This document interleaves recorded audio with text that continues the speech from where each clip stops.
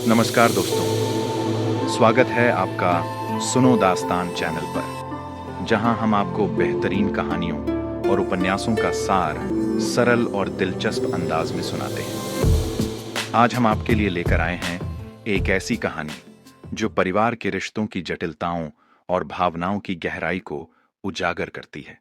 तो आइए, इस दिलचस्प दास्तान को सुनना शुरू करते हैं। सूरज और नताशा का इकलौता बेटा अरुण विवाह के 10 वर्ष के पश्चात नताशा के गर्भ में आया था। इसके लिए उन्होंने मंदिर मंदिर जाकर भगवान के आगे माथा टेका था। न जाने कितनी मानता रखी थी।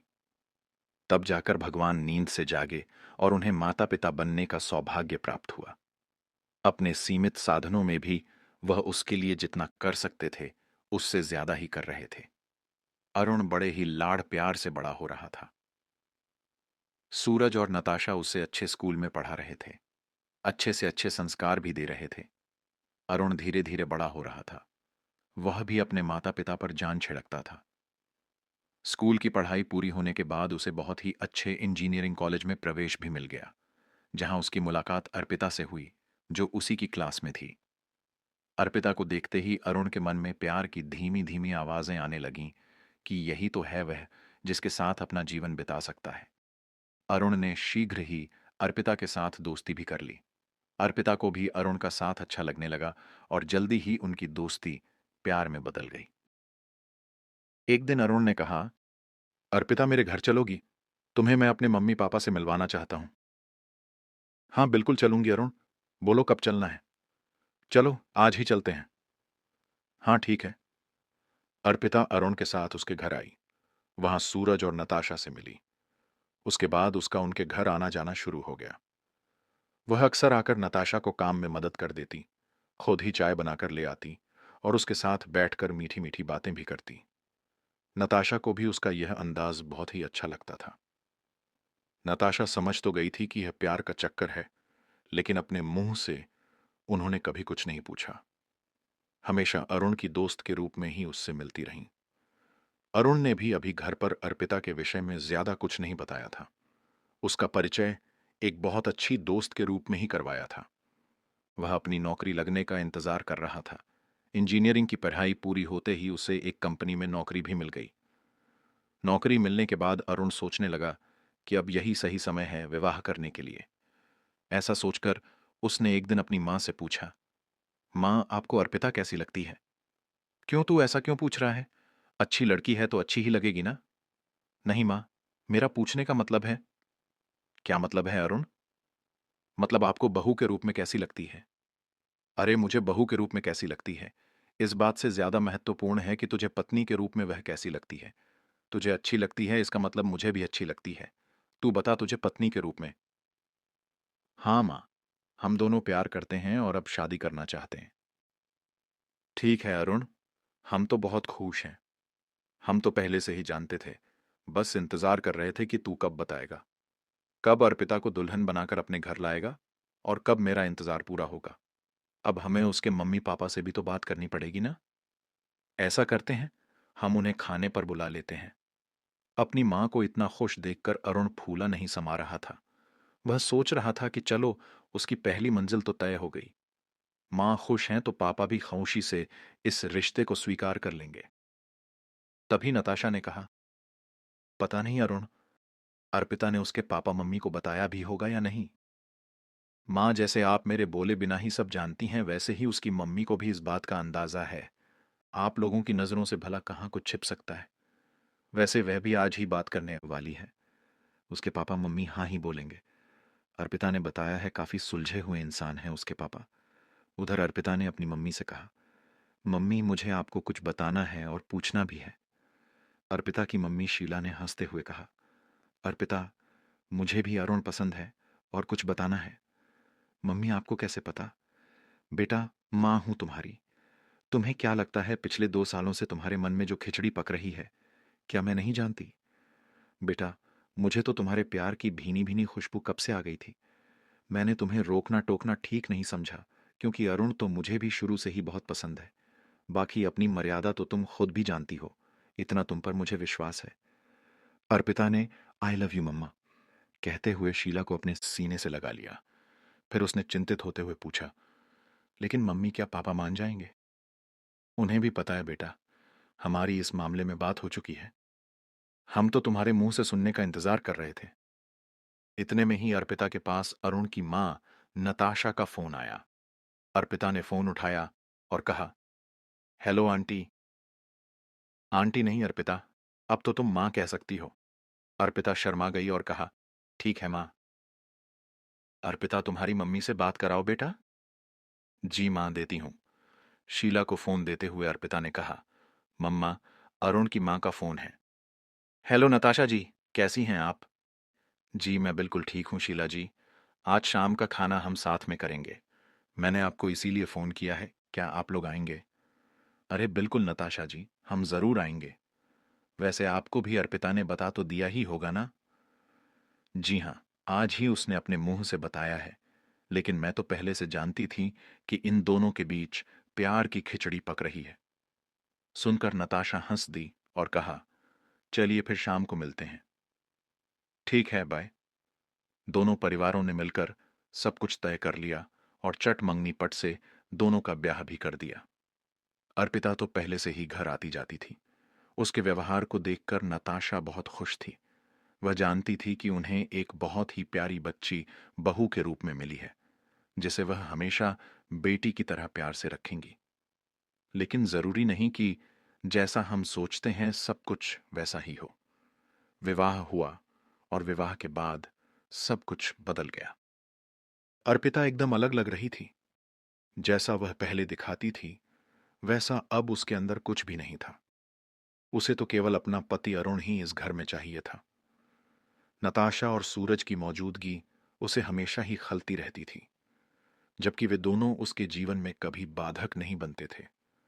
वह नताशा से ढंग से बात नहीं करती, उनकी बातों का जवाब नहीं देती और उनका अपमान भी करती थी। यह वह उस समय करती थी जब अरुण घर पर ना हो। अर्पिता के ऐसे व्यवहार के बावजूद नताशा उस पर प्यार लुटाती रही। वह सोचती थी कि प्यार के आगे तो हर इंसान झुक जाता है, पत्थर दिल भी पिघल जाता है। लेकिन नताशा जैसा चाह रही थी वैसा कुछ भी नहीं हो पाया। अर्पिता का व्यवहार दिन ब दिन और भी बुरा होता गया। रात को वह अरुण के पास जाकर झूठे मनगढ़ंत किस्से सुनाती रहती। आज मां ने ऐसा कहा, आज मां ने वैसा कहा। वह नताशा की शिकायत करती ही रहती थी। अरुण को अर्पिता की बातों पर विश्वास नहीं होता था, क्योंकि वह अपनी मां को जानता था। उसे पता था कि मां ऐसा कभी नहीं करेंगी, लेकिन अर्पिता अर्पिता आखिर चाहती क्या है? क्या अलग होने के लिए वह यह सब रायता फैला रही है? अर्पिता के मन में उठे तूफान को अरुण समझ रहा था। इसीलिए अरुण और अर्पिता के बीच धीरे धीरे झगड़े शुरू हो गए। यह झगड़े कुछ ही दिनों में रात से दिन तक और कमरे से पूरे घर तक अपनी मौजूदगी दिखाने लगे। नताशा और सूरज के कान जब यह सब सुनते तो उनकी आंखें आंसू बहाने लगती थीं। मन दुखी हो जाता और वे दोनों मजबूर हो जाते कि करें तो क्या करें। इसी कश्मकश में कुछ और दिन बीते। घर में शांति नहीं थी, प्यार नहीं था। एक दिन नताशा ने सूरज से कहा, सूरज, यदि हमारी वजह से हमारे बेटे के जीवन का सुख और सुकून छिन रहा है तो हमें उनसे दूर हो जाना चाहिए। सूरज भी सब कुछ जानता था। उसने कहा, तुम बिल्कुल ठीक कह रही हो। हम अरुण और अर्पिता से कह देते हैं कि यदि उन्हें हमारा साथ पसंद नहीं तो वे अपने लिए कहीं और घर देख लें। ये कैसी बात कर रहे हो? हम ऐसा कैसे कह सकते हैं? क्यों नहीं कह सकते नताशा? यह घर हमारा है, मेरे खून पसीने की कमाई का। इसे छोड़कर हम कहां जाएंगे और क्यों जाएंगे? यह तो गलत हो जाएगा। इसका मतलब यह होगा कि हम उन्हें अपने घर से निकाल रहे हैं। नताशा, तुम कुछ ज्यादा ही सोच रही हो, गलत सोच रही हो। सूरज, मैं नहीं चाहती कि हमारी वजह से बच्चों का जीवन नर्क बन जाए। देखो, अरुण कभी हमसे अलग नहीं जाएगा, कितना प्यार करता है हमको। लेकिन इस वक्त वह भी तो मजबूर है बेचारा, करे तो क्या करे। एक तरफ कुआं है, एक तरफ खाई। न हमें छोड़ सकता है न उसे। मुझे डर है कि यदि ऐसा ही चलता रहा तो उन दोनों के झगड़े बढ़ते बढ़ते कहीं तलाक तक न पहुंच जाएं। यह घर तो बहुत बड़ा है, 3 बेडरूम है। हमें इतने बड़े घर की क्या जरूरत है? फिजूल में सफाई का झंझट रहेगा। हमारे लिए तो एक रूम, किचन, हॉल ही काफी है। सूरज दंग होकर अपनी पत्नी को देखे जा रहा था।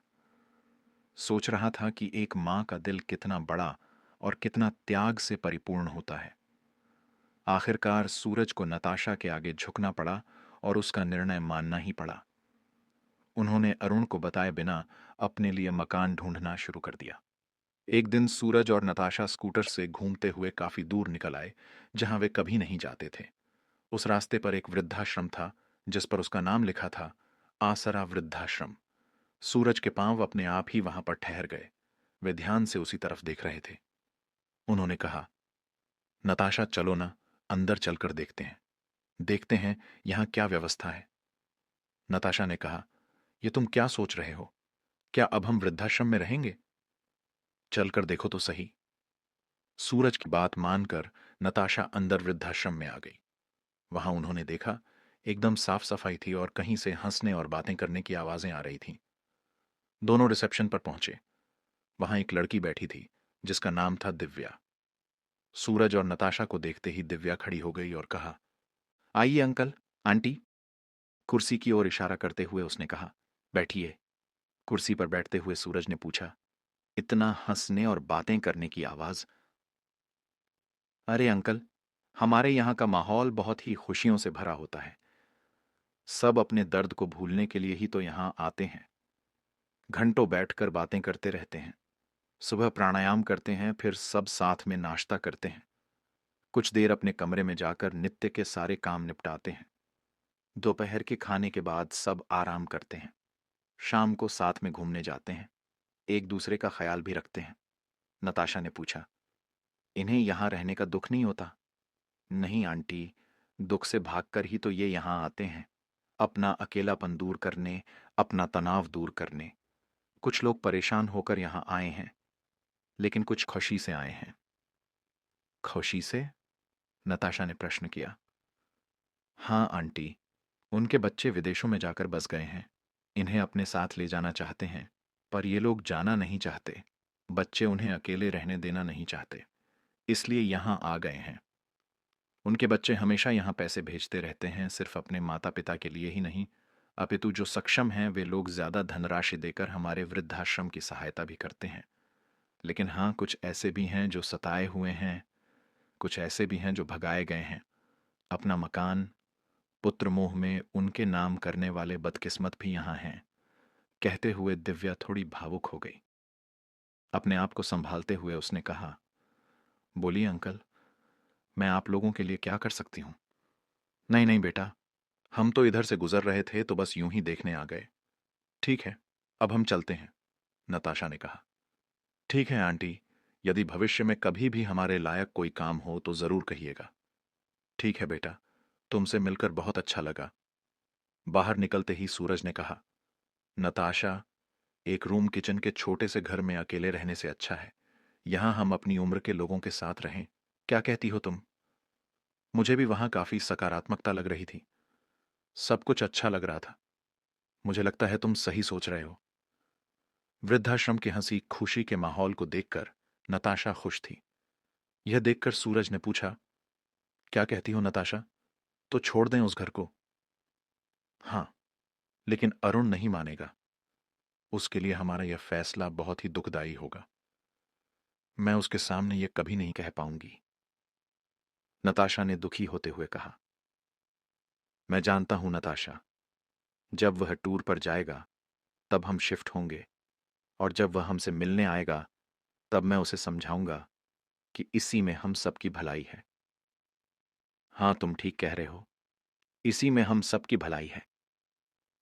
कहते हुए नताशा की आंखों में आंसू छलक आए, जिन्हें वह काफी समय से अंदर रोकने की कोशिश कर रही थी, लेकिन वह माने ही नहीं।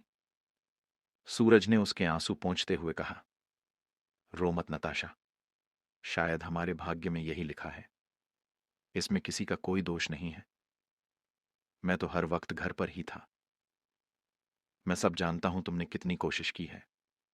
खैर छोड़ो, रोना बंद करो और हिम्मत से काम लो। अगले हफ्ते लगभग 4-5 दिनों के बाद शुक्रवार के दिन अरुण अपने टूर पर जा रहा था। तब नताशा उसके पास गई और उससे पूछा, अरुण बेटा, कब वापस आएगा? माँ, 5 दिन का टूर है। क्यों माँ, क्या हो गया? आप उदास लग रही हो। क्या बात है बताओ। तबीयत तो ठीक है ना? हाँ बेटा, ठीक है। बस मन थोड़ा भारी हो रहा था। अरुण ने पूछा। माँ, टूर कैंसिल कर दूं क्या? कैंसिल करने की जरूरत नहीं है। मैं ठीक हूं। पर मुझे आपकी चिंता लगी रहेगी। कहते हुए अरुण ने उन्हें सीने से लगा लिया। तब तक सूरज भी वहां आ गए और वह भी बिना कुछ कहे अरुण के गले लग गए। अर्पिता यह दृश्य देख रही थी और मन ही मन सोच रही थी, वाह, बड़ा प्यार लुटाया जा रहा है एक दूसरे पर। सोचते हुए वह वापस रसोई में चली गई। उसके बाद अरुण अपने टूर पर चला गया।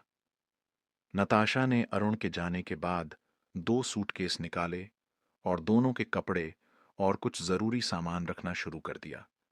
अर्पिता ने यह देख लिया, लेकिन कुछ पूछ ना सकी। नताशा ने पूरी तैयारी कर ली। उसके बाद वह घर के हर कमरे को जाकर देख रही थी, जहां उसने अपना पूरा जीवन बिताया था। सुख दुख सब कुछ इन्हीं 4 दीवारों के अंदर महसूस किया था। आज उसी 4 दीवारी को छोड़ते समय हर कमरे के अंदर उसके आंसू टपक कर गिर रहे थे। पूरा जीवन ही कुछ पलों में उसकी आंखों में दृष्टिगोचर हो गया था। उसके बाद वे अर्पिता से मिले बिना, कुछ भी कहे बिना, जब वह स्नान करने गई थी, घर से निकल गए। घर की तरफ देखकर दोनों ने अंतिम प्रणाम किया। तभी सूरज ने नताशा के कंधे पर हाथ रखकर कहा, नताशा, अब चलो भी। मोह माया जितनी भी इस घर से है, अब तुम्हें छोड़ना होगा। अब हमारा एक नया ठिकाना है, चलो। इतना कहते हुए सूरज ने नताशा का हाथ पकड़ा और अपने घर को आखिरी बार देखते हुए निकल गए। वृद्धाश्रम पहुंचते ही सबने उनका स्वागत किया। सब उनके पास आकर अपना परिचय दे रहे थे। सबने उनका नाम पूछा, क्या करते थे यह भी पूछा, किंतु यहां क्यों और कैसे आए किसी ने नहीं पूछा। किसी ने भी उनके घावों को कुरेदने की कोशिश नहीं की। वृद्धाश्रम में नताशा और सूरज वहां रहने वाले वृद्धों से बात कर रहे थे। उन्हीं में से एक वृद्ध दीनानाथ जी ने कहा, सूरज जी, यहां हम सब बड़े ही प्यार से मिलजुल कर रहते हैं। सुबह से शाम कैसे हो जाती है पता ही नहीं चलता। सभी की बातें सुनकर उन्हें सुकून मिल रहा था, लेकिन घर की याद आना स्वाभाविक ही था। जब वे अपने कमरे में गए तो देखा उनका कमरा साफ सुथरा व्यवस्थित था, जहां नित्य की जरूरत की हर चीज मौजूद थी। उन्हें यह देखकर अच्छा लगा। उधर अर्पिता जब नहाकर बाहर निकली तो देखा सूरज और नताशा घर पर नहीं थे। उनके सूटकेस भी नहीं थे जो नताशा ने तैयार किए थे। अर्पिता डर रही थी और सोच रही थी कि वह अरुण को क्या जवाब देगी। फिर उसे यह विचार आया कि उसने थोड़ी ही उन्हें इस घर से जाने के लिए कहा था। वे तो अपनी मर्जी से चले गए, इसमें उसकी क्या गलती। दूसरे दिन से ही वृद्धाश्रम में सूरज और नताशा की जीवन शैली एकदम बदल चुकी थी। सुबह सभी वृद्धों के साथ योगा, प्राणायाम करते, चलने जाते, सब मिलकर नाश्ता करते, एक दूसरे का सुख दुख बांटते और सभी भूतकाल में मिले हुए गम को भूलकर वर्तमान का सुखी जीवन जीते थे। दोपहर का खाना, फिर आराम। उसके बाद कोई अपनी खुशी से बागवानी करता, कोई वृक्षों को पानी देता और कुछ लोग बैठकर हंसी मजाक करते। यह सब रोज ऐसा ही चलता रहता। 5 दिन बाद अरुण जब घर लौटा और हमेशा की तरह अपनी मां को आवाज देता हुआ सूरज और नताशा के कमरे में उनसे मिलने गया, तब वह यह देखकर हैरान रह गया कि उसके माता पिता कमरे में नहीं हैं। उसने अर्पिता से पूछा, अर्पिता, इतनी रात को 11 बजे माँ और पापा कहाँ गए हैं? दिखाई नहीं दे रहे। सब ठीक तो है ना? अर्पिता रोने लगी। रोते हुए ही उसने कहा, मुझे नहीं पता वे कहाँ गए। क्या? ये क्या कह रही हो तुम? कहाँ गए, कब गए? कहाँ गए यह तो नहीं मालूम, लेकिन जिस दिन तुम गए उसी दिन वे भी। तुमने उन्हें रोका नहीं। अब समझा उस दिन माँ और पापा इतने उदास होकर मुझसे क्यों मिल रहे थे? उसने अर्पिता से पूछा। अर्पिता, क्या हुआ था? सच सच बताओ, क्या हुआ था? कुछ भी तो नहीं। मैंने उन्हें जाने के लिए थोड़ा कहा था। वे अपनी मर्जी से ही घर छोड़कर चले गए। अरुण के हाथ में पानी का भरा हुआ गिलास था, जो उसके हाथों से छूटकर नीचे गिर गया। उसने कहा, भर गया तुम्हारा मन, पड़ गई तुम्हारे कलेजे में ठंडक। यही चाहती थी ना तुम? तुम्हारी वजह से आज मेरे माँ पापा ने यह घर छोड़ दिया है। जानती हो जिस जमीन पर तुम अपने पांव रखकर खड़ी हो ना अर्पिता, यहां मेरे पापा का खून पसीना लगा है, तब जाकर यह मकान बना है। मेरी माँ के संस्कार और उनकी तपस्या से यह मकान घर बना है। तुमने उसी घर से उन्हें चले जाने पर मजबूर कर दिया। अरुण ने आगे कहा, मैं तुम्हें नहीं। तभी अचानक अर्पिता को वहीं खड़े खड़े उल्टी के उबके आने लगे और साथ ही चक्कर भी। यह देखते ही अरुण ने उसे संभाला और बाथरूम में ले गया। वहां अर्पिता ने उल्टी की, फिर अरुण ने उसे बिस्तर पर लाकर लिटा दिया। अर्पिता के उल्टी करने से अरुण घबरा गया और उसने तुरंत डॉक्टर को फोन करके बुलाया। तब पता चला कि अर्पिता मां बनने वाली है। अरुण अब उसे इस परिस्थिति में और कुछ नहीं कह सकता था, बल्कि उसे अब डॉक्टर के कहे मुताबिक अर्पिता का ख्याल रखना था। उस रात भर अरुण बिस्तर पर करवटें बदल बदल कर सुबह का इंतजार करता रहा ताकि सुबह होते ही वह अपने माता पिता को ढूंढने निकल जाए। उधर सूरज और नताशा के घर छोड़कर जाने की खबर आग की लपट की तरह फैल गई। इस खबर ने अर्पिता के घर पर भी दस्तक दे दी।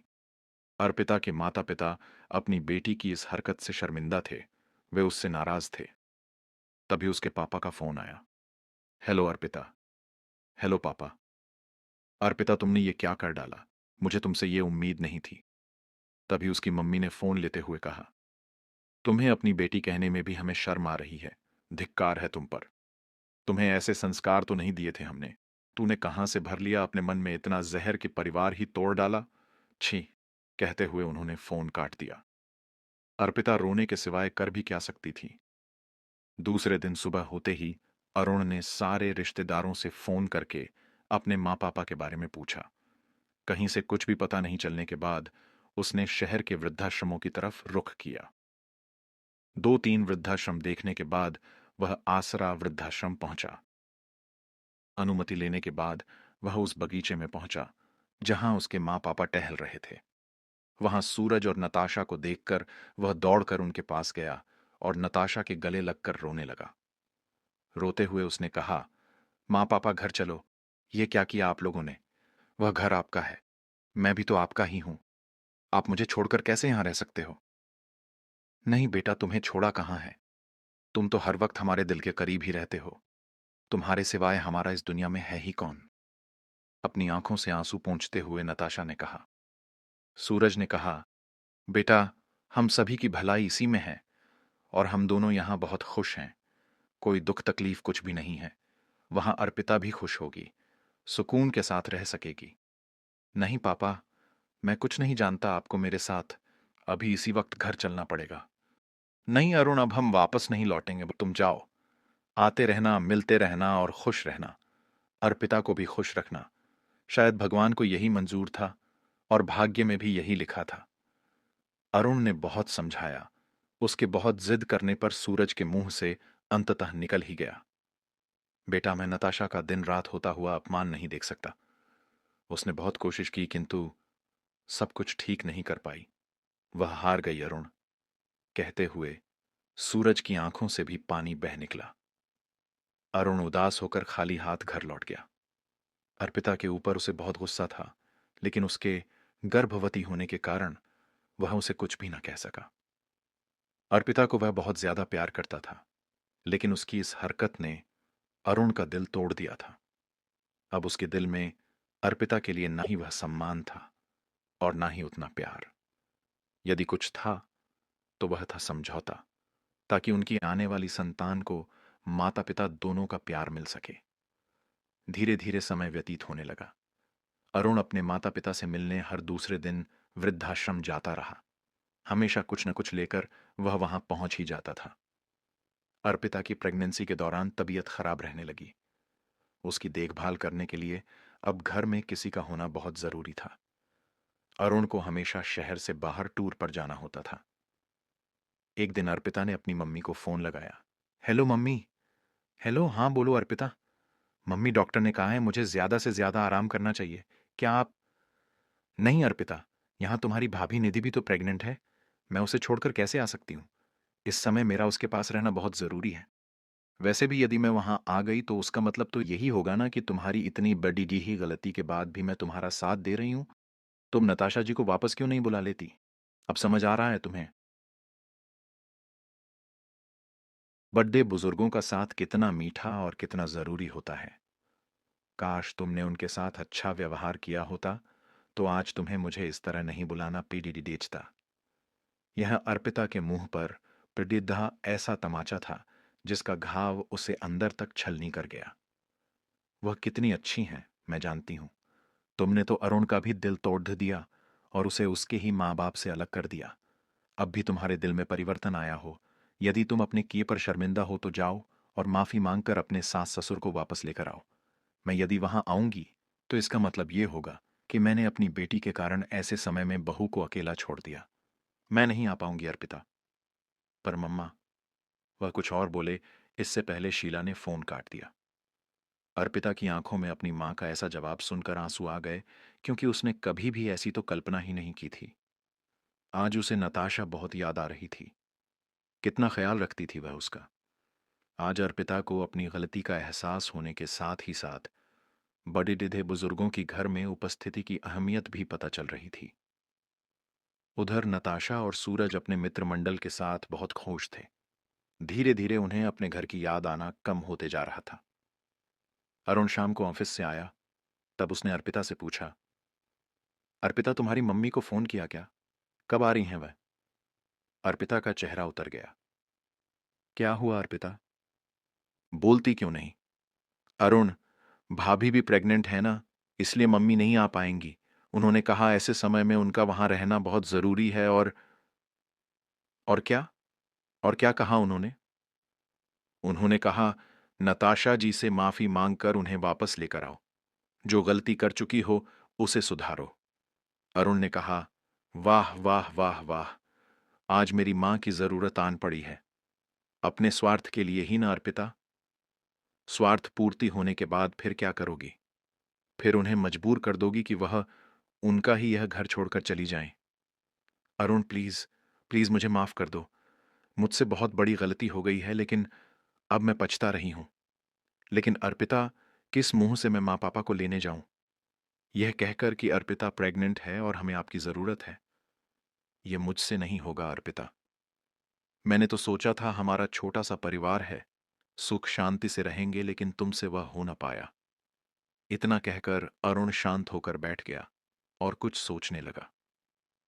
अरुण एक दिन पहले ही टूर से वापस लौटा था और आज अपने लोकल ऑफिस से लौटकर आने के बाद नताशा और सूरज से मिलने वृद्धाश्रम जाने वाला था। अब उसे समझ नहीं आ रहा था कि वह अपनी मां से यह सब कैसे कह पाएगा। वह तुरंत उठकर खड़ा हो गया और अर्पिता से कहा, चलो कार में चलकर बैठो। अर्पिता बिना कुछ बोले चुपचाप उठकर कार में जाकर बैठ गई। वे दोनों चुपचाप थे। कार सड़क का सीना चीरती हुई अपनी तीव्र गति से आगे बढ़ती जा रही थी। आसरा वृद्धाश्रम पर जाकर उनकी कार रुकी। अरुण सीधे अंदर की तरफ जाने लगा। जाते हुए उसने अर्पिता से कहा, तुम आराम से धीरे धीरे चलकर आओ। रिसेप्शन पर आकर अरुण ने रिसेप्शन पर बैठी लड़की दिव्या से कहा, दिव्या, मेरी मां पापा को बुला दीजिए। अरुण जी, वह देखो, वे उस पेड़ के नीचे सबके साथ बैठे हैं। आप वहीं जाकर मिल लीजिए। अरुण और अर्पिता पेड़ के पास पहुंचे तो जोर से खिलखिलाकर हंसने और बातें करने की आवाजें आ रही थीं। अरुण ने अर्पिता से कहा, अर्पिता देखो कैसे खिलखिलाकर हंसने की आवाज आ रही है माँ और पापा की, जो मैंने तुम्हारे आने के बाद घर पर कभी भी नहीं सुनी। हमेशा तनाव में ही दिखते थे। अब उनकी यह खुशी, उनके जीवन के यह सुकून के हंसते हुए पल मैं उनसे नहीं छीन सकता। मैं जानता हूं, यदि तुम्हारी प्रेगनेंसी की बात कहकर मैं उन्हें वापस घर बुलाऊंगा तो वह खुशी खुशी लौट आएंगे। अपनी एक और जिम्मेदारी पूरी करने पर मैं स्वार्थी बनकर यह नहीं कर पाऊंगा। तुम्हें यह सब पहले सोचना चाहिए था। मैं तो वह अभागा हूं कि जिसके जीते जी उसके माँ पापा को वृद्धाश्रम में रहना पड़ रहा है। क्या पता भविष्य हमें भी यही दिन दिखाए, क्योंकि तुम भी तो अपने गर्भ में संतान लेकर बैठी हो।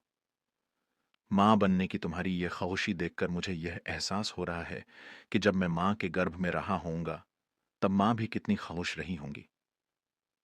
उस समय उन्हें यह ख्याल भी नहीं होगा कि उन्हें जीवन में ऐसे दिन भी देखने पड़ेंगे। अर्पिता निःशब्द थी, लेकिन जो समय बीत चुका था उसे वापस लाकर सब कुछ ठीक कर देना अब असंभव था। नताशा और सूरज की नजर जैसे ही अरुण और अर्पिता पर पड़ी, वे तुरंत ही उठकर आए। अर्पिता को देखकर खुश होते हुए नताशा ने कहा, अरे अर्पिता, तुम भी आई हो? कैसी हो बेटा? अर्पिता ने झुककर नताशा और सूरज के पांव छूते हुए कहा, मां, पापा मुझे माफ कर दो। नताशा ने कहा, अर्पिता बेटा, हम लोग यहां बहुत खुश हैं और तुम दोनों भी बिना झगड़ा किए खुश रहना। जब भी इच्छा हो मिलने आ जाना। तुम आई बेटा, तो बहुत अच्छा लगा। उसके बाद अरुण और अर्पिता वापस लौट गए। कार में बैठकर अर्पिता अपने दोनों हाथों को देख रही थी, जो उसे आज बिल्कुल खाली लग रहे थे। न मां बाप खुश थे, न सास ससुर, और न ही जीवन साथी। वह अपने खाली हाथ लेकर जब वापस घर पहुंची, तब उसे अपना घर भी बिल्कुल खाली लग रहा था, जिसे यदि वह चाहती तो रौनक और खुशियों से भर सकती थी, जो वह कर न सकी। मोरल: माता पिता अपने बच्चों के लिए अनगिनत त्याग और प्रेम करते हैं, लेकिन हर संतान उस प्रेम और बलिदान की कदर नहीं करती। बुजुर्गों को नजरअंदाज करना और उन्हें अपमानित करना समाज के नैतिक पतन को दर्शाता है। सच्चा सुख और शांति वही पाता है जो अपने माता पिता की सेवा और सम्मान करता है। समय का चक्र घूमता है, जो आज दूसरों के साथ होता है कल हमारे साथ भी हो सकता है। इसलिए हमेशा अपने माता पिता की भावनाओं को समझें और उन्हें वह प्रेम और सम्मान दें कितने के हकदार हैं वह थे। तो दोस्तों, यह थी आज की कहानी। उम्मीद है कि इस दास्तान ने आपको रिश्तों की जटिलताओं और परिवार के महत्व को समझने में मदद की होगी। यदि आपको हमारी ये कहानी पसंद आई हो तो कृपया चैनल को सब्सक्राइब करें, वीडियो को लाइक करें और अपनी राय कमेंट में ज़रूर बताएं। सुनो दास्तान पर हम ऐसी ही और कहानियां आपके लिए लाते रहेंगे। अगली बार फिर मिलते हैं एक नई कहानी के साथ। तब तक